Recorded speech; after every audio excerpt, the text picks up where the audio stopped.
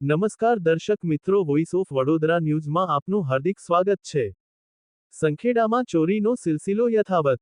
સંખેડા ખાતે બજારમાં સંખેડા પોલીસ ચોકીથી માત્ર 700-800 ફૂટ દૂર અનાજ કરિયાણાની દુકાનમાં હાડોદ જવાના રસ્તા પર વસ્તી ધરાવતો રોડ મેઇન રોડ પર સવારે 4 વાગ્યાના સમયે તસ્કરો દુકાનની આગળનું શટર તોડી દુકાનમાં ઘૂસી મેમણ આસિફભાઈ મહમદભાઈ, જે પોતે મોટા અનાજ કરિયાણાના વેપારી હોય, વેપારીને આપવા માટે પોતાની દુકાનમાં ગલ્લામાં પૈસા મૂકેલા હતા। આશરે 70 થી 80 હજારની ચોરી થયેલ છે। આની જાણ સંખેડા પોલીસ સ્ટેશનમાં કરવામાં આવેલ છે।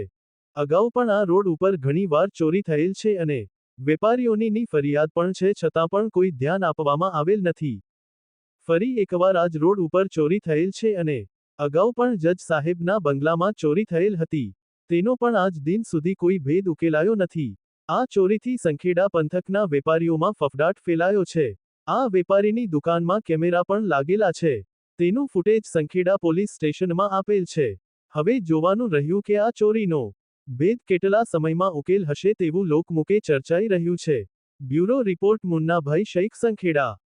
गत रोज रात्रे 12:45 से रात्रे कोई अंधारिया लोग आई और दुकान में शटर ऊँचू करी और अंदाजे रकम 60-70 हज़ार मारे व्यापारी ने काले सिलक आपवानी थी ए व्यापारी आव्यो हतो दुकान में सिलक અને એ લઈ ગયા રાત્રે શટર ઊંચું કરીને। સવારે સામાન નથી લઈ ગયા। સવારે મેં અહીં નીચે ઉતર્યો, દુકાનનું શટર જોયું તો શટર ઊંચું હતું। એટલે કેટલાની ચોરી થઈ અંદાજે? ખાલી અંદાજે 60-70 હજાર કાલે વેપારી સિલક આજે આપવાની હતી, વેપારી આવ્યો નહીં તો કાલે ભૂલી ગયો તમે લઈ જવાનું અને એ રાત્રે ભૂલી ગયા તો સવારે આવું બનાવ બન્યો। શું નામ છે તમારું? નામ આસિફભાઈ મહમદભાઈ। પોલીસ સ્ટેશનમાં જાણ કરી? આ પોલીસ સ્ટેશનમાં જાણ કરી।